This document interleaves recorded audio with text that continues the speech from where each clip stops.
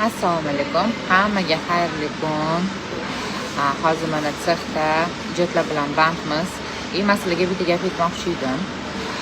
Hozir lichkalarimni qarab chiqyapman.